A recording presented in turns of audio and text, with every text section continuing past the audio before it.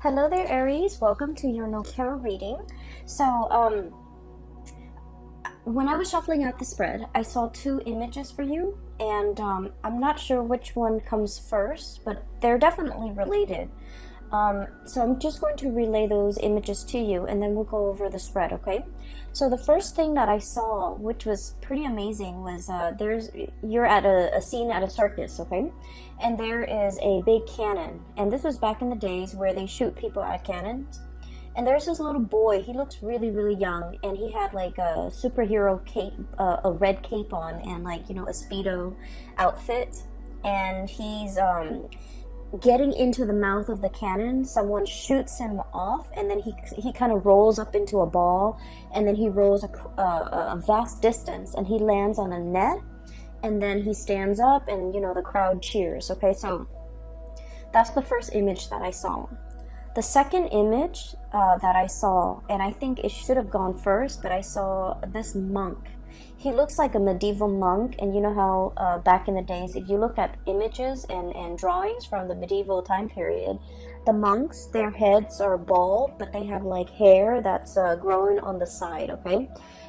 So he's like a medieval monk in this really dark castle in his study, and it's really dark outside. You can see the moon, and you can see the steeple and the chapel like outside the window. It's really dark. He's reading, poring over many, many, many books by candlelight. And when I saw this image, I immediately think about, the scribes, okay? The scribes. The people, the monks are the first ones that are literate, especially in medieval time. Not a lot of people have access to education. So they're the ones that keep ledgers. They're the ones that are really incredibly educated. They know letters. They write down like, they keep inventory, keep ledgers, but they also write down like the daily activities as to what happened today. And they're pretty much the first people that keep like a written history of things that have unfolded. Okay, so I feel like this guy, he's in his study by candlelight, obsessively poring over, looking through, researching, and trying to find something. Okay, so he was like very, very adamant about trying to find something. So those are the two images that I saw. And it was really difficult for me to try to get those images to kind of like tell the story, okay? So what I feel is happening here is there's something that you are doing. And I feel like for many of you, this is a part of like a job. For those who are self-employed, I feel like you're trying to launch something. And you're obsessively trying to do the preliminary background research, the market research. I'm hearing like patent. So for some of you, you might be inventors. You might be poring over all the patent history to make sure that this thing that you are trying to bring forth into the world has not been done before, like a violation of patent, for example, patent laws. And then I feel like for others of you, especially if you're not self-employed, you're working for other people, I feel like you're trying to look into the regulations, the rules and the regulations as to how something was done in the past, and then you're trying to bend the rules, okay? I feel like there's something here about not wanting to follow what was done in the past, wanting to trailblaze, wanting to create your own path. And I feel like you don't have a precedent. You don't have like, the thing that comes before for you to guide you. You're kind of like starting from scratch. You're starting on your own. And I feel like there's a lot of risk associated with it, okay? Hence the little kid being launched out of the cannon, okay? So like, I feel like in some way physically you're thinking like, how is this going to work? What exactly is it going to look like? And so it hasn't been done before, so you don't have an example to go by. You just have the idea in your head, and you're trying to bring it forth into the real world. And the real world is like constrained by the law of physics. And so you're just, trying to do that research into a field or into an area, a specific a specific field that you're not very familiar with, okay? And so I feel for many of you, this is like a very huge new undertaking that you're planning to start off, and you feel that it's gonna have like a tremendous yield, either financially, monetarily, or just, you know, it's something that you feel that needs to be done, and you're the person that wants to lay out the preliminary groundwork for this, okay? So this is like a huge undertaking that you're kind of like a responsibility that you're taking on, mainly because I do feel for many of you, normally you don't have the patience to kind of like, you know, do the research, sit there and pore over volumes and volumes of things to dictate how this is gonna happen. But for some reason, for some of you, you might be personally invested in it, or you might feel like, no, this is the right thing to do. I want to do it right, or I want to do this for somebody. There's like an emotional connection, or like an emotional reason why you want to do it. For others of you, you're like somehow invested in it, where you're just like, no, this is something that needs to be done because it's going to lay the groundwork for what's to come, and I want to lay the groundwork in the direction that I want to see things happen in the future, okay? I do sense we have here the Judgment card and the Justice card, okay? So this deals heavily with legality. The Justice card, this is about weighing out the pros and cons, okay? What is right morally, ethically, versus what is right like internally. And then we have here the Judgment card as well. Light bulb moment, okay? Some major idea that you are trying to bring forth into the world. It's almost like I'm getting a very strong like Aquarian, you know, influence here, where you're like so ahead of your time. You have these ideas swirling in your head, and I feel like you're trying to conceptualize it. You're trying to make sense of it. You're trying to like sort out these creative ideas, put them into little neat boxes so that you can understand exactly what you are trying to work with. I also feel like it's a major ethical or a moral issue that you're grappling with, okay? Whenever we are linked up with laws and legalities and rules and regulations, I feel like especially for many of you, you have an innate sense of what is wrong and what is right.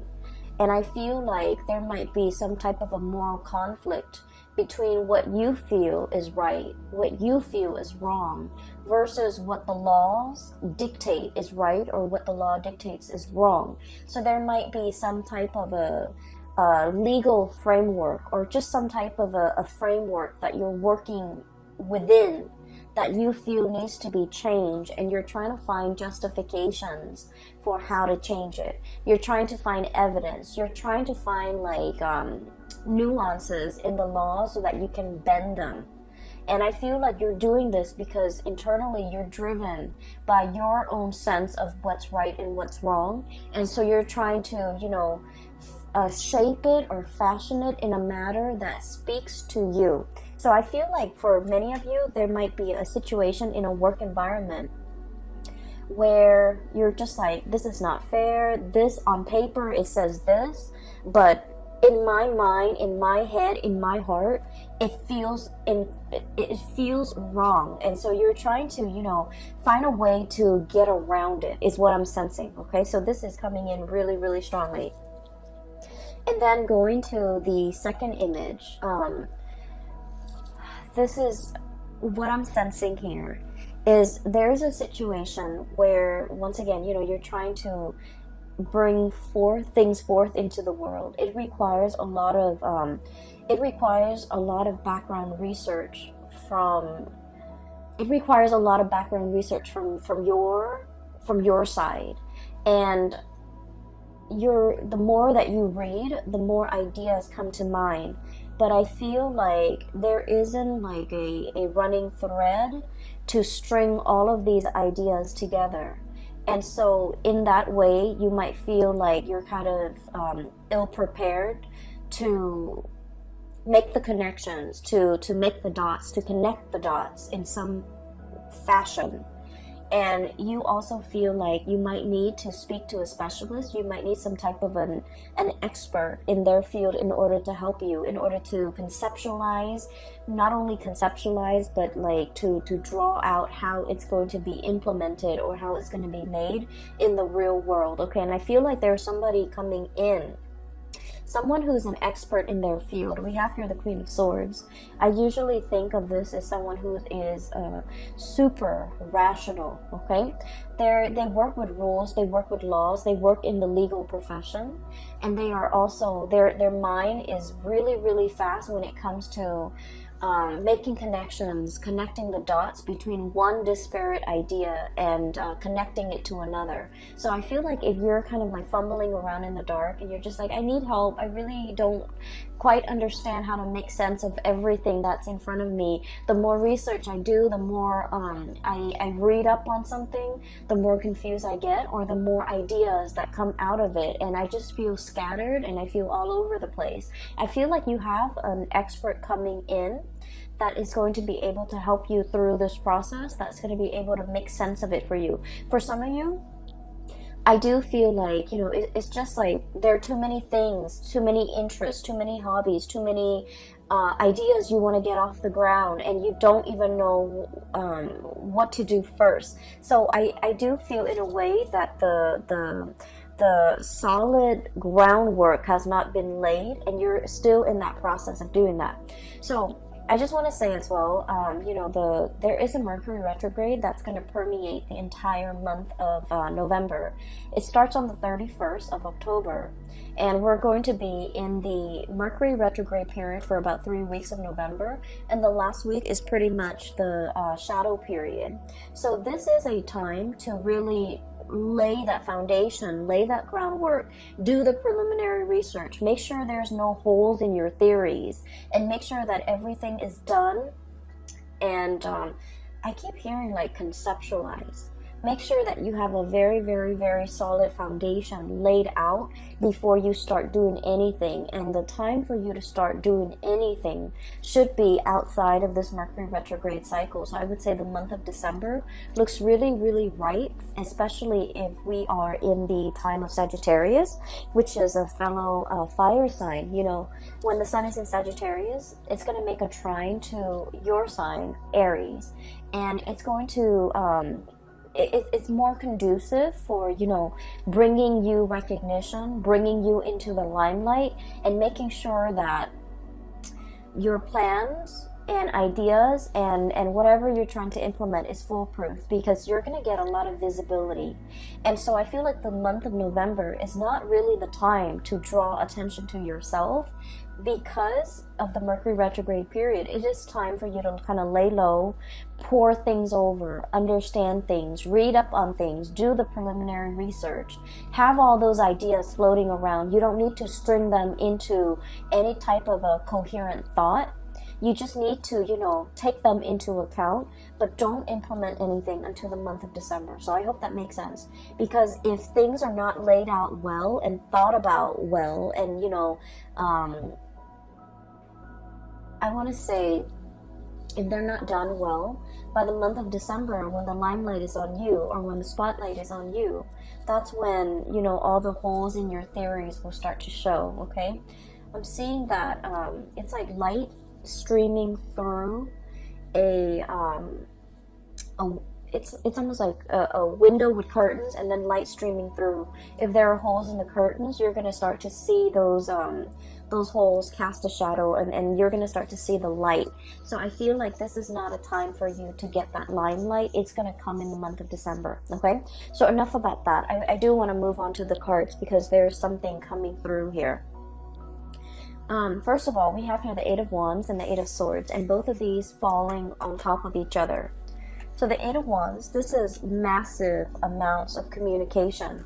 And the Eight of Swords is a situation where we keep ourselves stuck, we keep ourselves bound, and we feel like we don't have all the information that we need in order to move forward, in order to make a decision. So what I feel is happening here is there's a major idea that you have, okay? I feel for many of you, you might be like consultants, you might be experts in your field. You are kind of like that, you're kind of like that voice of ingenuity, that voice, it seems to me like your judgment, guiding light, okay? You're providing a lot of swift, short, concise communication to bring people out of a state of confusion, okay? You guys are very like no nonsense, no holds bar. Whatever comes to mind, you say it. Like you rarely have a filter. And I feel like because of this carefree, a lot of people might think it's reckless, but what I feel is it's a childlike innocence. It's sort of like, let's just do it first and then read the instructions later. Okay, let's just rely on our intuition to assemble this thing without having to read the instructions, because we all know, you know, intuitively where things are supposed to go. And you have that kind of like blind faith where you're able to like get things done, push people along, move people along. And I'm sensing, you know, start things off the ground, get things off the ground, get things running, inspiring people, and making like not letting people make excuses for why they're not getting things done. So I feel like you're kind of like the voice of not so much the voice of reason, but like that light in a tunnel to help guide people along, because you're very, very bold and brave and you venture into unknown territories. What I'm sensing here is there's definitely a situation where you're kind of like guiding somebody, and I feel like there's legality, like legal issues surrounding it. And once again, I mentioned before, you know, the whole sense of legality. What is right, what is written down as, you know, the law of the land, you don't agree with it, okay? You feel like there's something lacking here. It's the law or whatever's written down is very, very self-serving. So you're trying to find a way to bend this situation. And so many of you are kind of like working behind the scenes.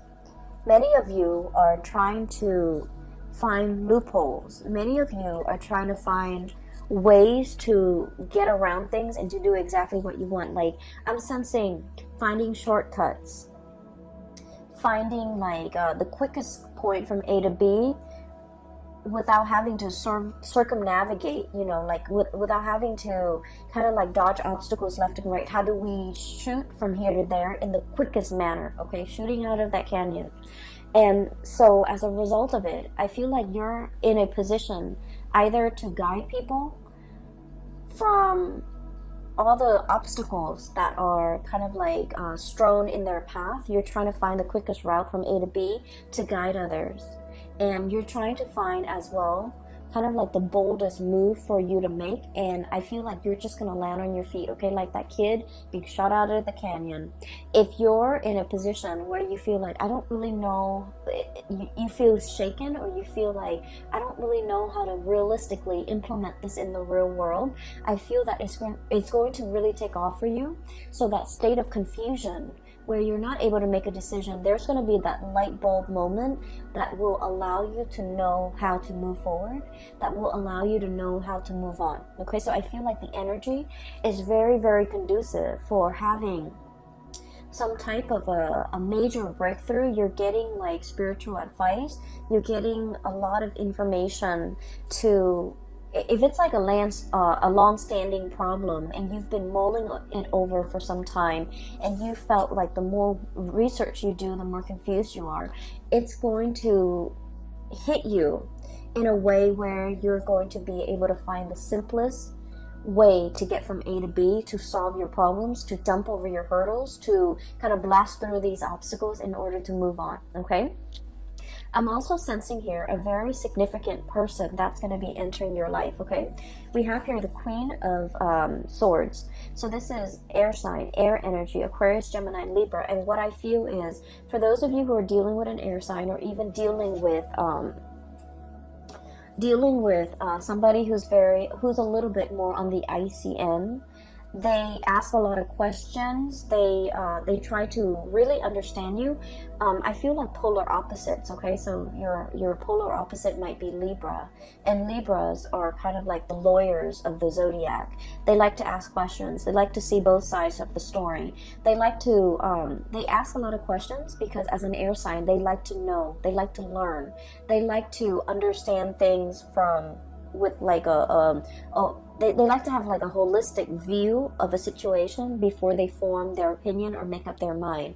And so if you're dealing with someone like that, it doesn't have to be an air sign. It's just they exhibit the energy of someone who asks a lot of questions and they want to understand. You're going to feel a little bit like you're under scrutiny, like you're under a microscope. Like they're judging you, or they're judgmental, or they're trying to poke holes in your theories. But what I feel is, in the process of interacting with this person, they're going to make you stronger. They're going to make you able to defend your ideas, defend your beliefs, and to solidify and strengthen your ideas and strengthen your beliefs so that your theories have no holes. Your theories are foolproof. So I feel like you have somebody in your midst that is like this. And what I'm sensing is, for some of you, this might be like a romantic partner who you feel might be overly critical. You feel they might be a little bit cold, a little bit distant, a little bit contrarian. You say one thing and they don't really see things that way, so they offer their opinion. And you guys have had a lot of clashes in the past where you don't see eye to eye. I honestly feel like they might have belittled you by the way in which they interact, by the questions that they ask you. You feel like they don't support you, or you feel like they're constantly poking holes in your theories. And what I see in this spread is this person doesn't mean to do that. And I feel almost like I'm seeing like, walking around on eggshells, okay? I feel like you felt a little bit judged. You felt a little bit like you couldn't be yourself. You felt uncomfortable. And you didn't understand why. You felt like they didn't trust you, or you felt like they just, they shoot down your ideas. You felt very unsupported, okay? And so I feel like this wasn't like an easy relationship. For some of you, this could be, I definitely feel a very strong love connection. So it could be like a love interest, a love partner, or even like a family member that you, for whatever reason, you really wanted to please this person, okay? And I'm also sensing like, it's somebody that you hold in high regards, okay? They're on a pedestal. They're on the scale here. That you hold them in really high regards, and for whatever reason, you are very eager to please this person. You really like this person. They don't mean to be harsh. They don't mean to make you feel like they're poking holes in your theories. It's just they can't help themselves. The way if their curiosity is piqued, if you're saying something that really strikes at one of their many interests, they're going to ask questions. They're going to ask a lot of follow-up questions, and it can feel really uncomfortable. And you're not the first person that they have made feel like they're under scrutiny, like they're under a microscope, like they're cross-examining you. You're not the first person, and I feel like this person has a tendency to do this, and I feel like they isolate a lot of people.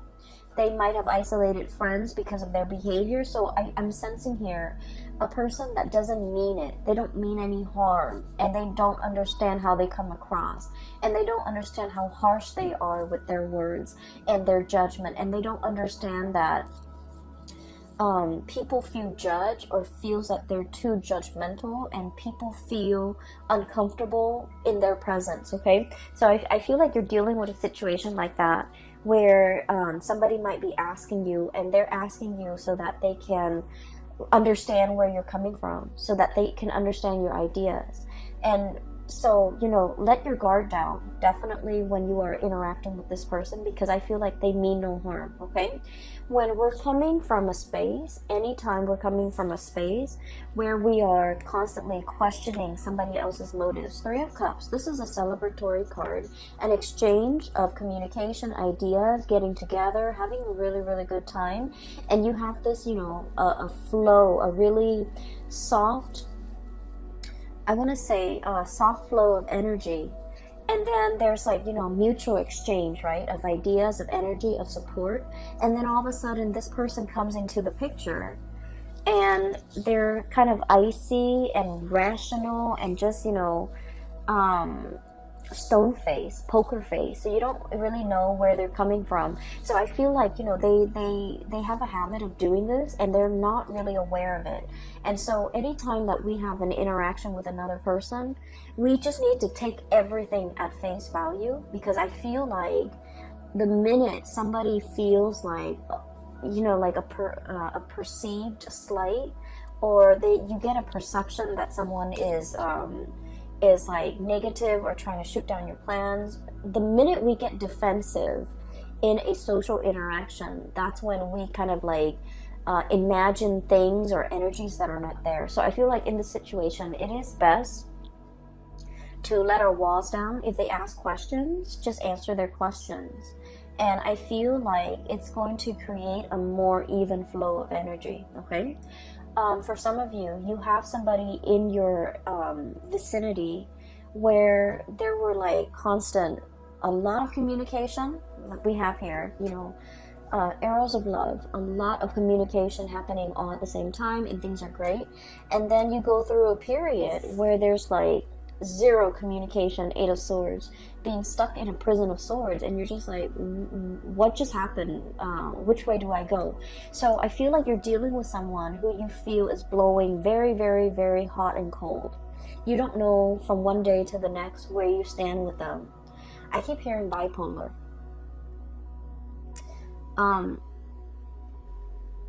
And I'm also hearing as well somebody who's very stuck in their head, and they might have like a gazillion things or a gazillion ideas that they're working on. So they're jumping from the realm of the mind. They're constantly thinking about other things, okay? So it's not that they don't have time for you, or it's not that, you know, they're... I feel like they're very, very busy, and I know that sounds terrible. There's no excuse. You know, if you really want to make something happen, if you really want to reach out, you want to prioritize a communication or a specific person in your life, being busy is no excuse. We find time for things and for people that matter. But I feel like there's like periods of like a lot of heavy communication with this person, and then you go through a drought, and then they come back, and then there's a lot of heavy communication. And you're just never sure where you stand with this person, and you're frustrated, and I feel like you're thinking about the worst. You're thinking about like worst case scenario. They're probably talking to other people. They have a lot of other options. They have a lot of other people in their mind. And I feel for many of you, you might retaliate by, you know, going out a lot, you know, trying to meet other people. And so when you're going through that period of drought and there's no communication from the other person, you are waiting on the communication, but at the same time, you're just like, you know, I do see like a retaliation where if there's no communication, you draw your attention elsewhere. And so I just feel like the other person has a lot of things on their plate. And once again, I'm not saying like it's an excuse, but I do feel like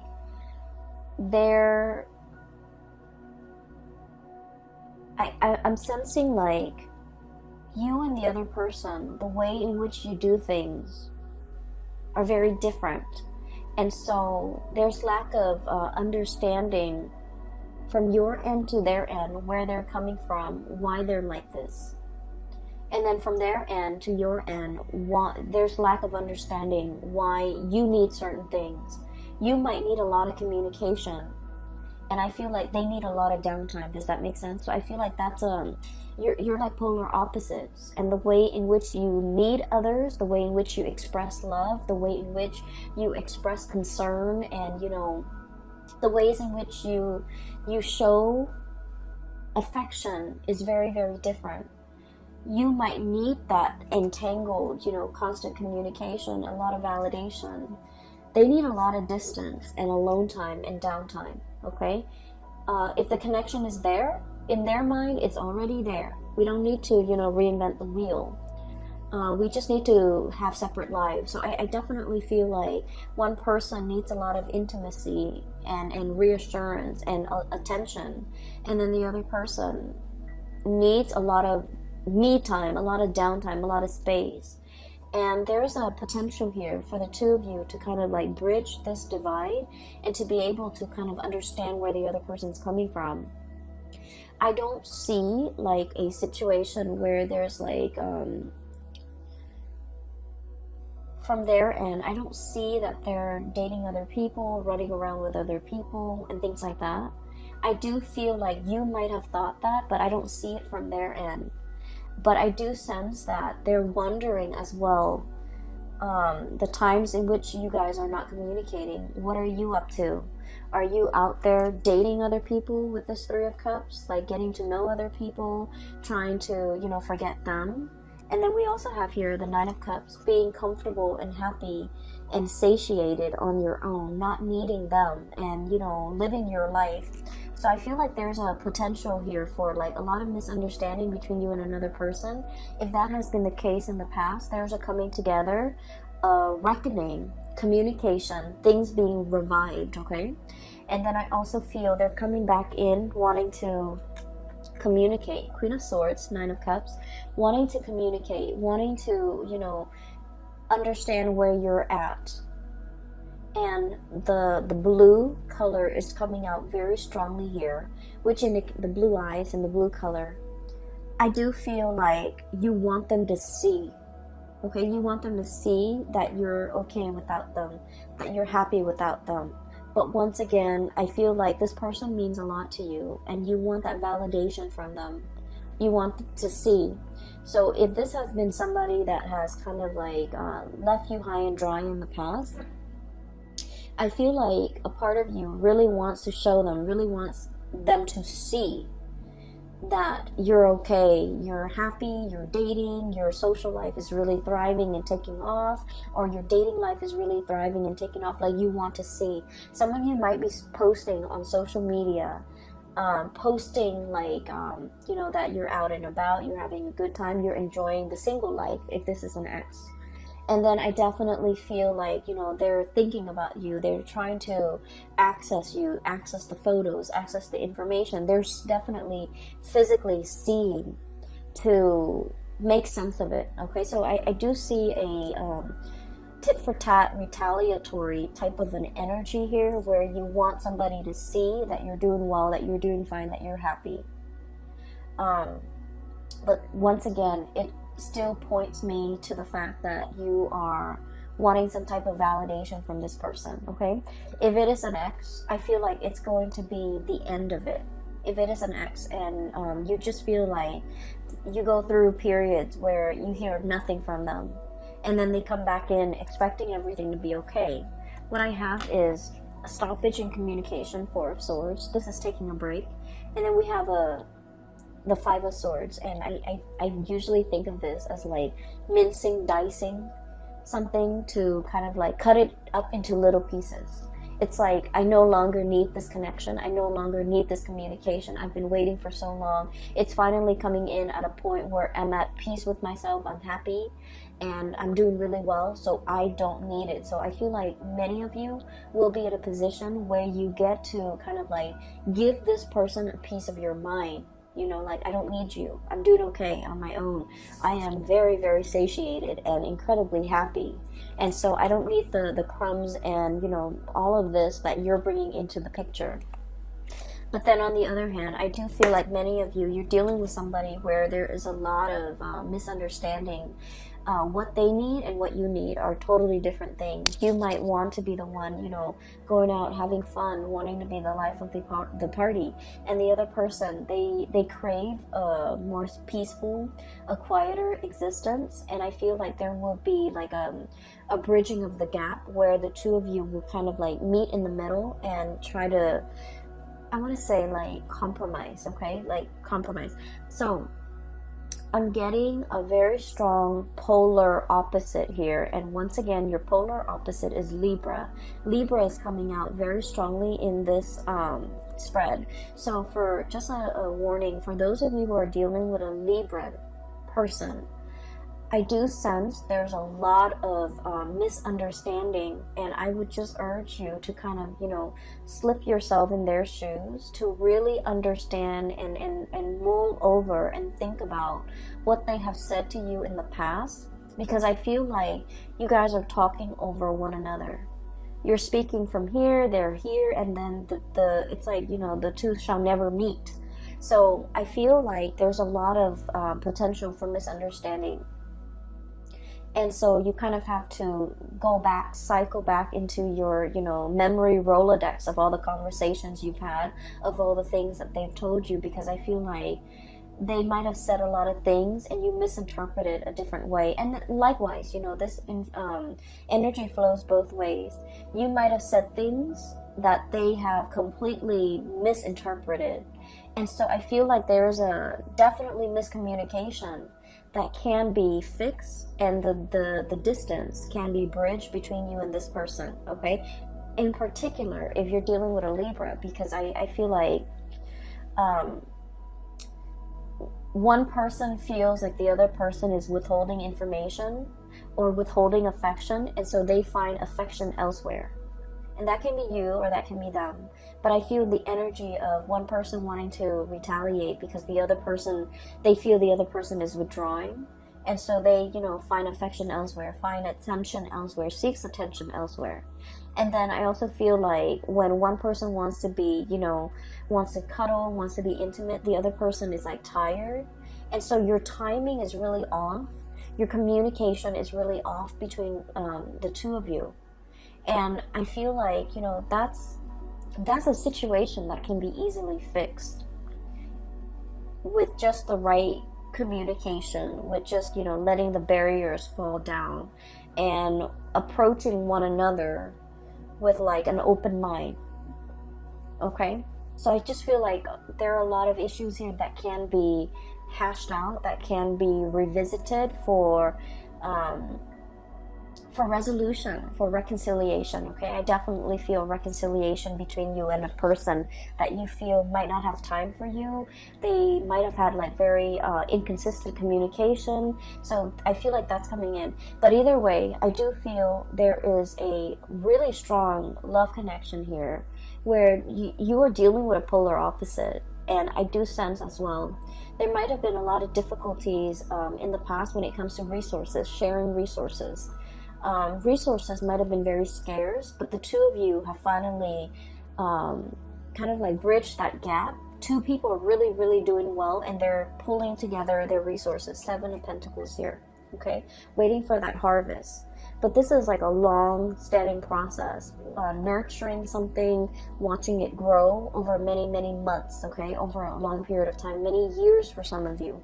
So I feel like things are looking really good, especially if you have a partner and you both share resources and things have been hard in the past. There's going to be a major uplift, escalation, and resolution when it comes to financial resources, all right? So Aries, I'm going to leave it at that. All right, I wish you all a very wonderful November 2019. And if you are interested in a personal reading, I do have a link in the description box below for a colleague of mine. Her name is Bridget. She is phenomenal. I highly recommend that you get a reading with her. The link is in the description box below. And also, if you're interested in this deck, the local artist has reached out to me, and she told me, you know, to include a link to her website where you can purchase this deck as well as all the other artwork that she has available for sale. The link is also in the description box below. Okay, I wish you all the best, and I will be back for the month of December, and I'll talk to you guys soon. Take care.